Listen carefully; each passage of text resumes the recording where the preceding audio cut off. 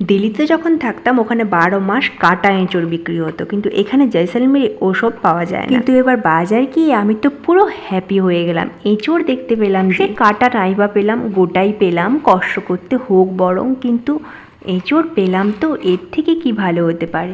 আমি হলাম গ্রামের মেয়ে, বাড়ি হচ্ছে মেদিনীপুর।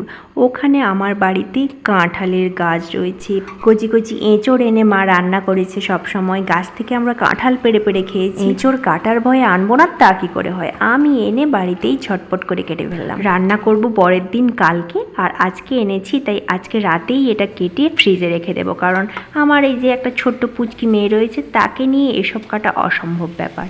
ফ্রিজে একটু চিংড়ি মাছও রয়েছে, তাই আজকে চিংড়ি মাছ দিয়ে এঁচড় বানাচ্ছি। আদা রসুন পেঁয়াজ টমেটো আর চিংড়ি মাছ দিয়ে ভালো করে মশলা কষিয়ে এঁচড় আর আলুগুলোকে লো ফ্লেমে অল্প তেলে কিন্তু ভেজে রেখেছিলাম। এবার সব ভালো করে মিশিয়ে কষিয়ে তার সঙ্গে একটু গরম জল দিয়ে আরও কিছুক্ষণ ফুটিয়ে নিলেই কিন্তু রেডি। এঁচড় গরম ভাতে খেতে সেই হয়েছিল। এঁচড়টার টেস্টও কিন্তু খুব ভালো ছিল। কোনো কোনো গাছের এঁচড় কিন্তু খুব খারাপ খেতে হয়। আগের দিনে নোনা মাছের তেঁতুল টকও কিন্তু করা রয়েছে আজকের লাঞ্চে আমার। আজকে তাহলে এইটুকুই। তোমাদের ভিডিও ভালো লাগলে লাইক কমেন্ট করো আর সাবস্ক্রাইব করে সঙ্গে থেকো। আজকে টাটা।